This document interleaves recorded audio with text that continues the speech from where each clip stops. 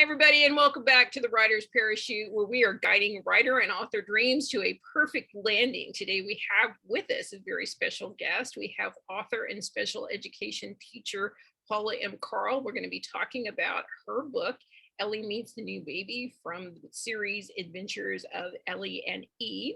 But of course, you guys know before we get to that, we have a few things to do. First, we're going to do the housekeeping, get that done and out of the way.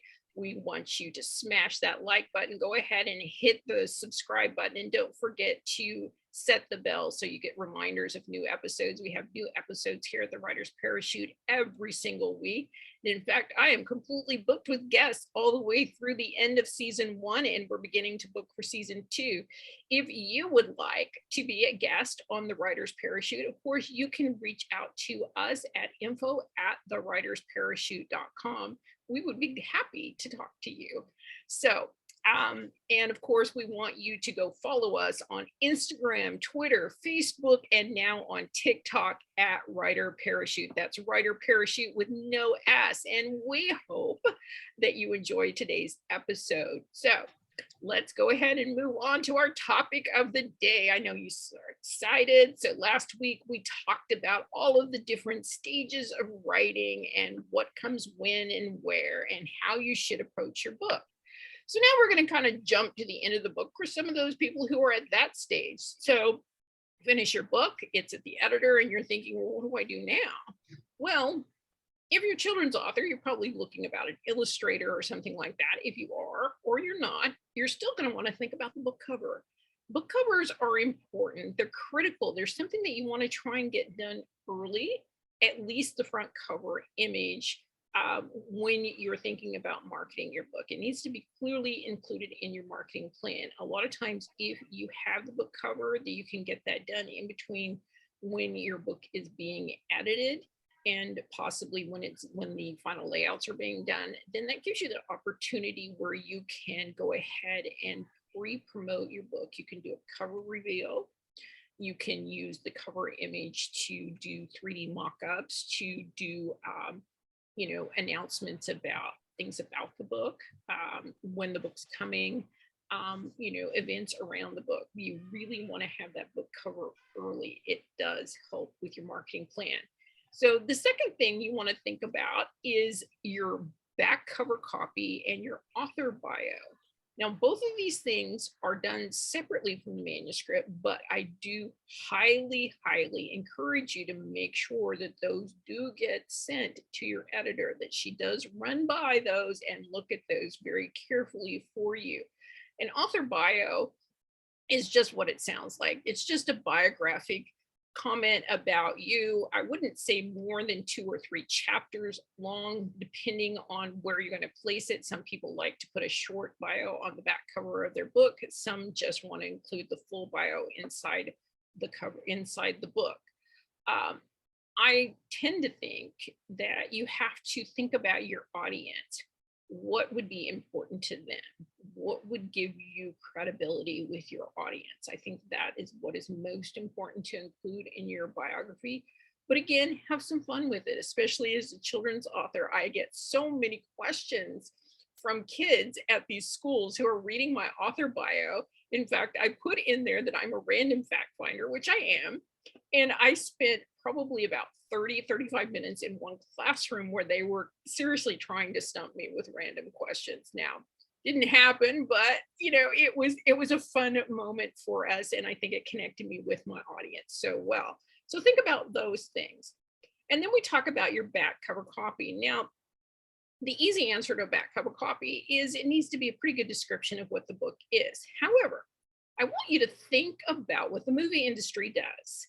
They are doing a movie trailer that will emulate what your back cover copy is. They're hitting all the high points, all the exciting points. They're trying to entice, intrigue, create that curiosity, that need to go get that movie, go watch that movie. And you want the same thing with your book. You want to feel as a reader that that's the book you really need to go read next. I'm curious about it. There's something included in this back cover copy that's really important to me that I want to go and read about. So think about these items when you're looking at writing your back cover copy. And don't forget, you don't have to give everything away in the back cover copy. Neither do you have to give them all the information on the cover. Sometimes less is more. So I know we could spend days and weeks talking about this, but we're going to go ahead and move on. And of course, we want to welcome our guests. So today we have with us a very special guest. She is an author and special education teacher. It's Paula M. Karll. And we're going to be talking with her in just a few moments about her children's picture book, which is Ellie Meets the New Baby, From the Adventures of Ellie and Eve. Paula M. Karll is an award-winning children's author, an avid educator with over 10 years of experience working with grades K through 12, and the founder of Donate Knowledge, a new not-for-profit 501c3 organization created to donate books to those less fortunate in communities to promote and foster literacy and inclusion awareness. As a wife and mother, Paula has a direct experience navigating challenges with families that they face every day. She uses the art of storytelling and her love of literacy to offer actionable tools and practical solutions for parents and teachers.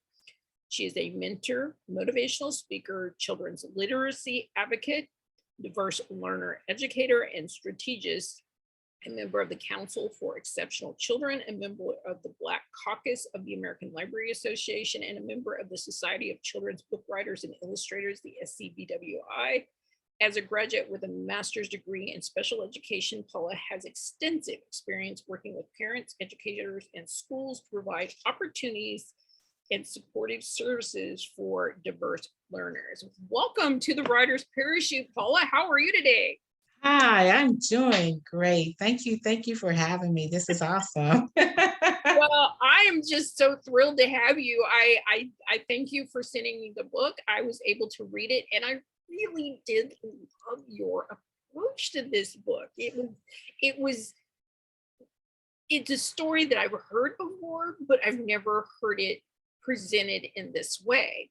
So in the new book, which is part of the adventures of Ellie and Eve, Ellie Meets the New Baby, it focuses on a child's reaction to a new sibling. And I wanted to know why that was kind of an important topic for you to share and to kind of start your series with.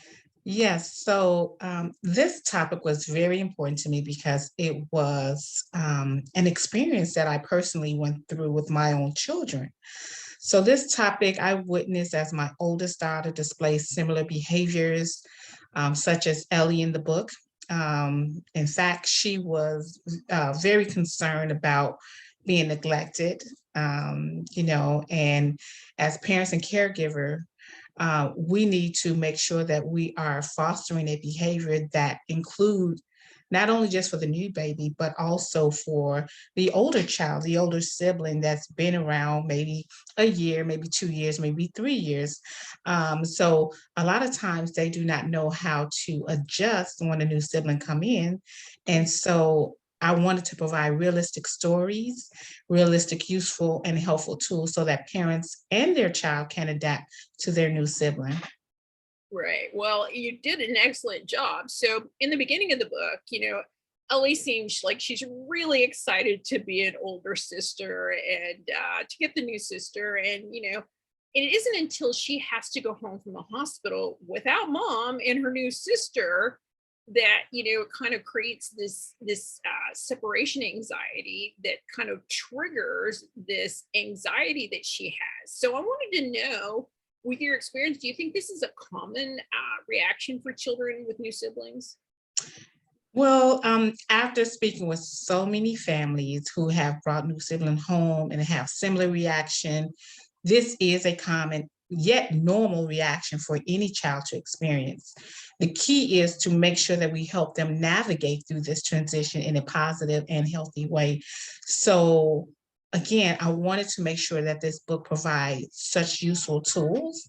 As I still continue to share some of these tools, although my daughters are older now, but I was inspired by this book by them. And so I wanted to make sure that other parents and caregivers can have a tool, useful tools in the book to use and utilize when communicating, such as communicating with problem-solving skills, critical thinking skills. So this book allows all of those important skills at a young age so that parents can teach their child how to adapt, how to adjust, how to create space, and how to share the space with a new sibling.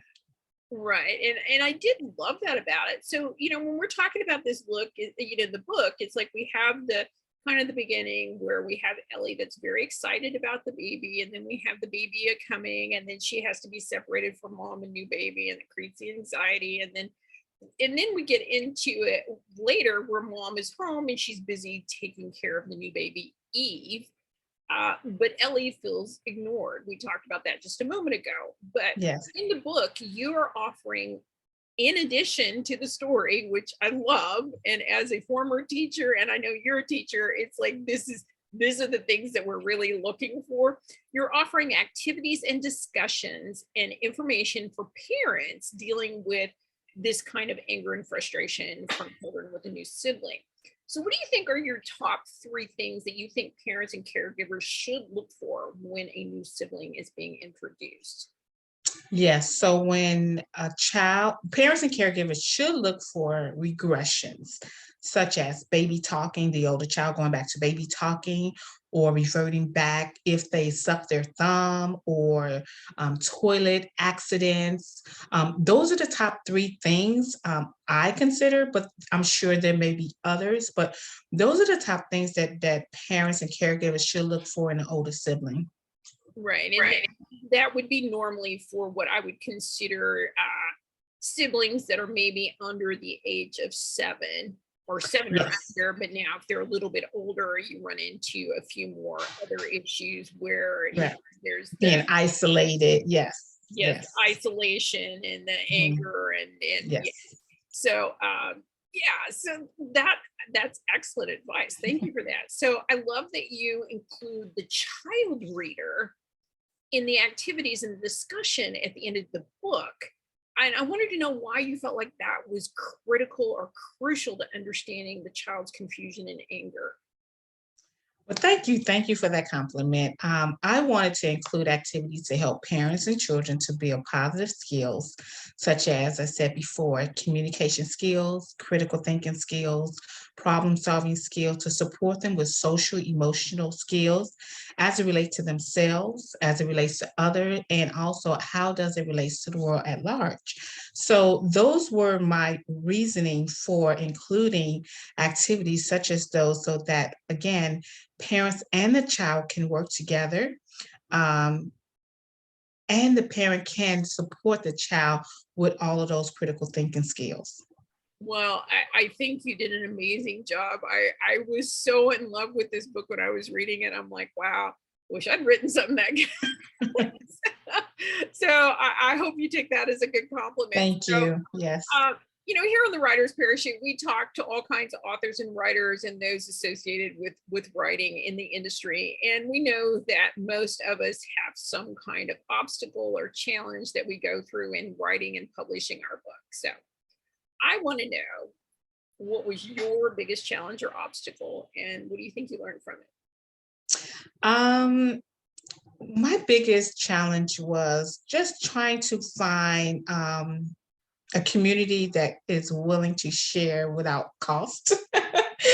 I know it's difficult. I know everyone is working for a living in this area, and it's hard, but sometimes some information can be shared. I found it I learned the lesson in the hard way, meaning that I have spent out a lot, but at the same time, it was a great experience as far as learning how to navigate. And now that I'm at my I'm moving ahead a little bit, but at my second book, I know what to do and what not to do. I know how to share and how to be resourceful to other upcoming new authors, new publishers that ask me questions, because a lot of times I do get some inboxes and it's like, oh, how did you get here? Oh, how did you do this? And I don't mind sharing, because again, there's room for everyone. And to me, I feel that I am not in a competition with my fellow author, because again, there is so much growth and so much room and so much, and my main thing is diversity and inclusion. And so we all have a different aspect of story, especially in children's book, and it will reach those who is drawn to you, your audience. So again, I think that we all should be more sharing, and once we do that, I think we all could just have, in my opinion, just have a more healthy relationship as far as not being competitive. Right. And I 100% agree with you. We talked a little bit before the show about that. It's like, as authors, even as children's authors, we really shouldn't be in competition with each other. We should be helping each other, because what I know is I've had this experience so many times where someone was trying to promote their book and the person asked them a question about, well, do you happen to know about books for my kids at this age? And they're like, oh, you know what? I know this person that writes middle grade, or I know this person that writes for that age level. And it's like, this is how we all get ahead together. Because Together, not only yes. is that parent going to appreciate that you gave them what they needed, they're going to remember you. So the next time they know somebody in your age group, they're going to go, you know what? This lady helped me. I think you should go get her book. So, Awesome. Yes.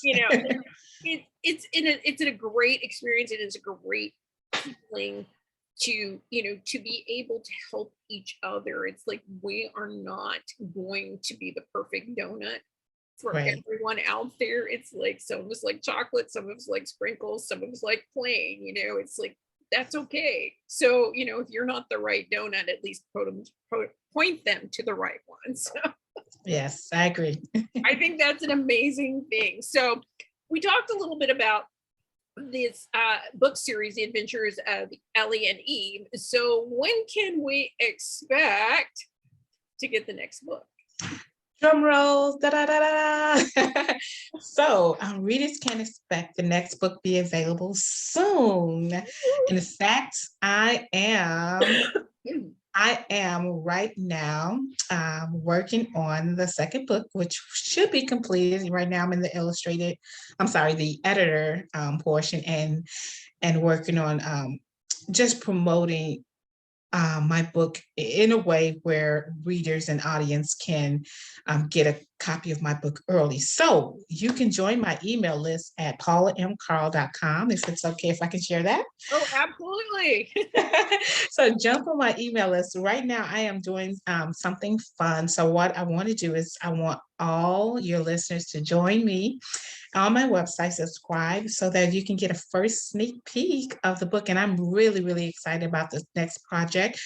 And, if I can just share just a little bit that the way I write story, as you said in my bio, is from storytelling, and is inspired by my children and their friends and other children that I teach, in special education. So special education is very dear to my heart, and teaching children with different disability, with physical disability. And I'm just going to give you a sneak peek, which is that's really the root of this next book, is more so inclusivity, helping children that have physical disability to be seen and heard. So I was really inspired by many people that I encountered. And so my children also helped me write this book. Well, I have to tell you, it's amazing.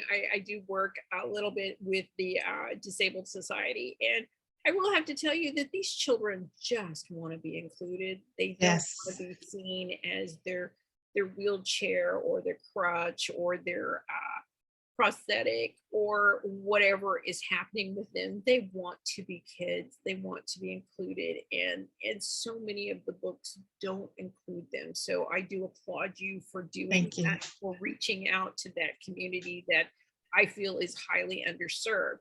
Yes. So do you have well, we talked about the diversity that you're having there. So do we have a title for book 2 yet?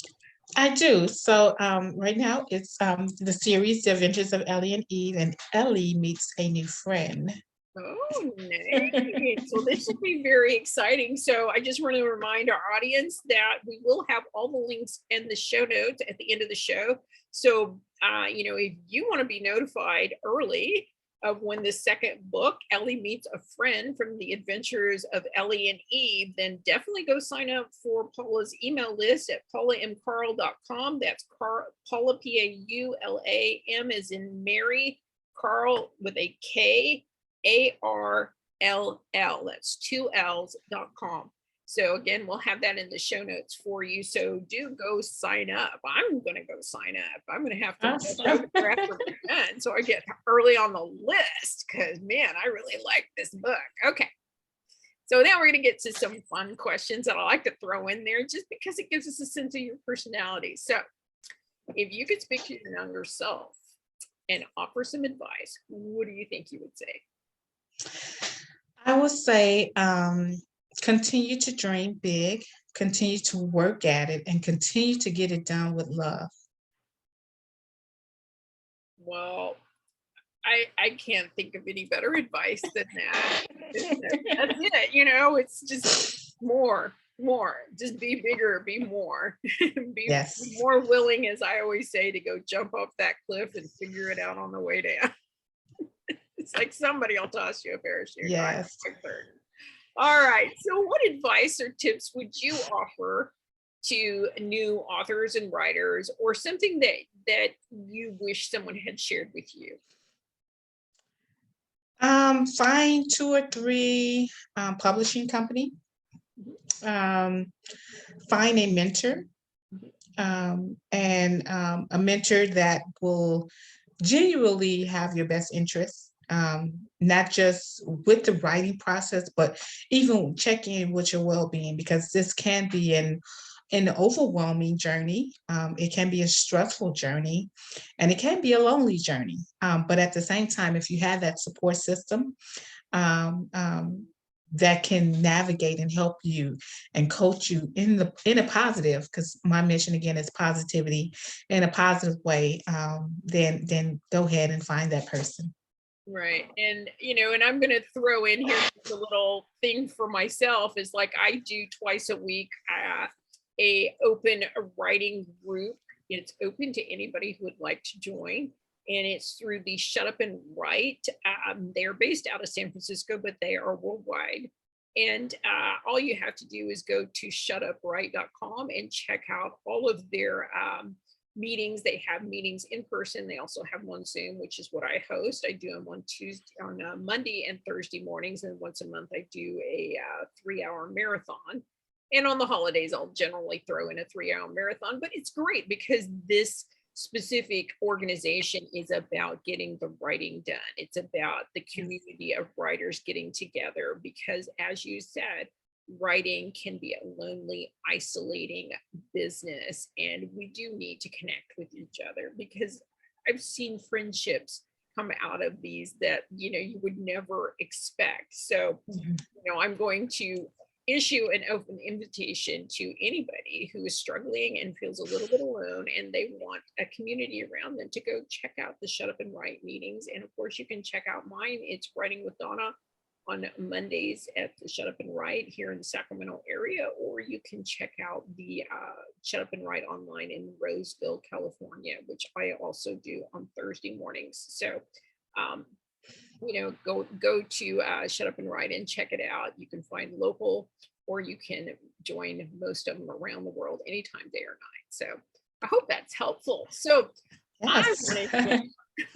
Awesome. So I want to know who or what inspires you to write. Who and what? Yes, so my two daughters. So I have two children, two girls, ages 5 and just turned 3. So they inspire me daily as I learn from them. They actually teaches me in so many ways as we encounter our daily life. They inspire me to write. I this is so funny because every time we either driving to school or just driving to the store, they would say something and then I will make up a song. Like, Mom, why are you making up songs? So that's just my motivation. They inspire me to be even better every day. So I'm really truly blessed and grateful for them. And then also having a great partner, which is my husband. He inspired me to be even better. Well, you can't get any better inspiration than that. So, Thanks. wow. All right. So, where can we get your book? Yes, so all listeners can go ahead and go on my website. I do have signed copies on my website. I have 3 different formats, and signed copy is a soft cover, hardcover, and Spanish version. You can also find my book on all the online platforms such as Barnes& and Noble, Target, Walmart. Um, I just drew a blank. Oh, Well, audible.com. So my book is in Audible. I am so happy. And also, if you do go to my website, I do have a book in text to speech ebook, which helps with struggling learners, diverse learners, and English second language learners. So that book is an ebook format, and you can only get that exclusively on my website at Paula M. Karll, that's Karll.com. And yes, that's where you can find my books. that is amazing, and I do have to tell you, my one granddaughter struggled with writing. She has a little bit of a vision issue, and for her also with that slight dyslexia, so it was really hard. It was very helpful for her to be able to have the books that would read to her. And I don't know if yours has the option. The ones I got for her did that, she could read, and if she got confused, she could touch the word and it would tell her. Yes. Was Yes, extraordinarily helpful in building her it is. confidence around reading. So, wow. Yes, and that was really important for me because, like I said, I teach diverse learners, and at the time I was teaching high school students, and they struggled, were really below grade level, significantly below grade level, and so I wanted to make sure that I turned my book not only, and my mission is building a diverse library to provide books inclusive and accessible for all children, and I mean, not just in the racial part of it, but I also mean diversity in access to how children access reading materials such as Audible, text to speech, because those words highlight the words for those students, like I said, that are struggling, that are ESL learners, that are early learners, in fact, they're starting to read. So that's why I wanted to make sure that I make this copy in a diverse format, diverse platform to reach all learners. Yes, well, I really really hope that this starts a new trend, that you are the guiding light and blazing the trail for many children's authors to take up the mantle and do this and open up reading to children, because we do know as educators that not everyone has the opportunity to have a parent that can read to them or read with them. Right. Not every child has a parent who can spend the time working with them if they have difficulties reading. So, any kind of tools or ways that we can make it accessible to children is just a win for everyone. We are Yes. all elevated when children are educated. Yes. So awesome. Oh, I'm so excited. Wow, I'm gonna have to blast that all over social media because that's a rarity to find something like that. So thank you for that. So you're also active on social media. So where can we find you? And I'm assuming we can get updates there as well. Yes. So on Facebook is The Adventures of Ellie and Eve. On Instagram, LinkedIn, Twitter at Paula M. Karll.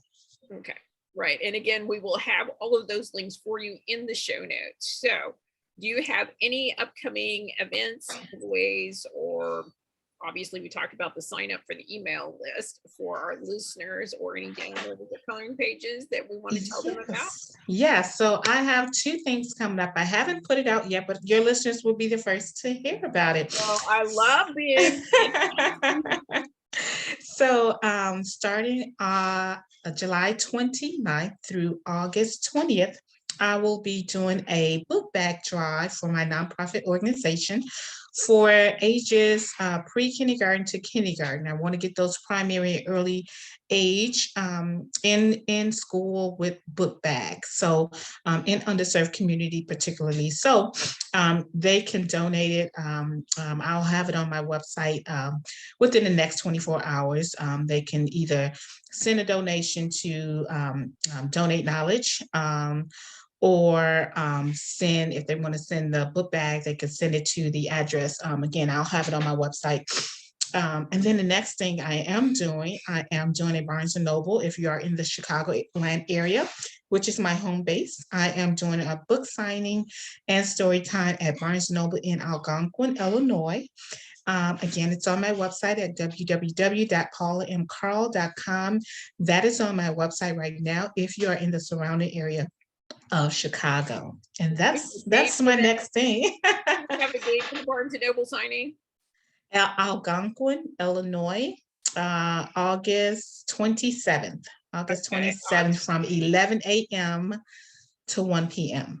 Okay, well, we'll definitely want to include that. So I just want to ask you a few more questions about this drawing for your book bags. Now, you're asking them to donate. You're asking them also to donate money towards putting these book bags together. You're asking for people to donate book bags. And are you also asking for donations of books or anything else? We just want to make sure we have that very clear. Yeah, so right now we're just doing book bag. I'm going to donate all of the Adventures of Ellie and Eve's new book, which is the Ellie Meets the New Baby.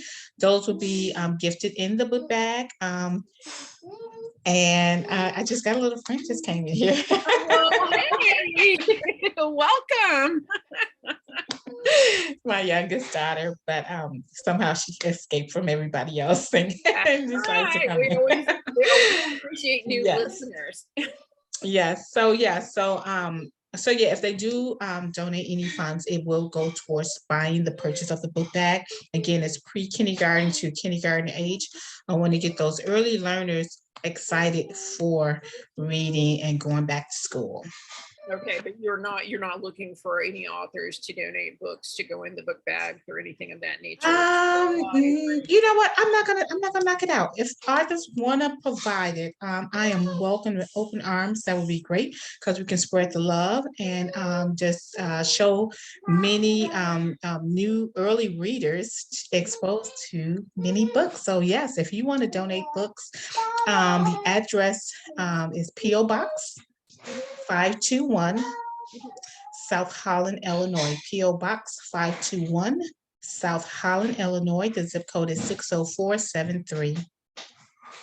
Okay, well, I will get that from you and we'll add that to the show notes, but I'm assuming that they can go to your website and check out that information as well. But yeah, we want to put out a call to some of these other authors that listen to the show. But if you have a book that is available for pre-K and K, then I would suggest that you get in touch with Paula and talk to her about possibly donating a few books to go into these book bags, because I agree with her. Getting these books into these hands of these kids early, getting them to love reading early is always an excellent idea. And get ready for your mailbox to be flooded, because I think you're going to get a bunch of people calling you going, I will donate. Yes. Awesome. So how many book bags are you trying to get? I'm trying to raise or have at least 200 book bags. If I can have more, that's great. My goal right now is 200 book bags to early learners. And again, it's for particularly underserved communities. Okay, awesome. So one last question, what would be a reasonable donation to pay for a book bag? I would say maybe $15, $20 can be paid for the early book bag. So maybe $10 at Target, Walmart. So maybe 2 bags can get $20 can get 2 bags. All right, well, the writer's parachute is going to get you started. We're going to donate to you the first $100 towards your book bag. Oh, thank you. That's awesome. You're very welcome. So we want to get you started on the right foot and get these book bags out to these underserved communities. And we do thank you for that. So is there anything else that you want to include? Man, you are just blowing me away. I am excited about this next book. I just want all your listeners to go ahead and subscribe. Just go on my website, subscribe. You will get firsthand information and a sneak peek of the book cover coming up soon. So I am really, really excited about this. I'm very excited to see this next book, and I hope that, so you don't have an estimated release date, or are we thinking this winter, early in the new year? Well, definitely my goal is to have it out. I was trying to do it before I start school in August. I don't think I'm gonna have it then because again, my goal is to make sure that I plan the book launch. Yeah, the book launch. And I just want to plan it, right? So I think I kind of pushed myself back because again, my goal was June. Here it is July. Now we almost in August. So yeah, I want to do it definitely before the year ends. So yeah. Well, I would remind you the first week in November is Children's Book Week. Okay. So that would be a great time to release a new book. Okay. I'll keep that in mind. All right. Well, let's keep an eye out for Paula's new book sometime this fall or early winter. And Yes. Of course, we are going to want to have her come back and talk to us about this new book once it's out. And we do appreciate you being here. And again, I know we gave you so much information. Man, talk about a podcast just chock full of information and help and all kinds of things. So the list of show notes is going to be really long, but you know what? Go ahead and check them all out because you're going to want to know all this information. And of course, before we go, we're going to jump over and pull the ripcord on a tip of the week. But go ahead and stick around for a minute, Paula, because we're going to come back and thank you for being here. So our tip of the week this week, we're going to try and dovetail it a little bit, as we always do, with some of Paula's comments about what she struggled with and the challenges and obstacles that she had as an author and writer. And she talked about the community. She talked about the community and the cost and the unwillingness of people to give help without payment. And this all kind of boils down to navigating through the industry. Now, I do understand that, many people are coaches, many people are paid editors and things of this nature. And yes, you should be paid for your professional work. I agree with that 100%. However, there is no reason to keep simple answers, to yourself or to give any new author the impression that they must struggle first before they're entitled to an answer. Part of the reason that I do what I do here on the Writer's Parachute is because I want to offer my help and expertise as much as I can out into the writing world, because I, as one person, cannot ever coach enough people to get it out to the masses that need to know it. So I don't feel that I'm giving anything away. I find a lot of times when I give away free information, I have people come back to me wanting more and more information because now they realize that I am a reliable source for them.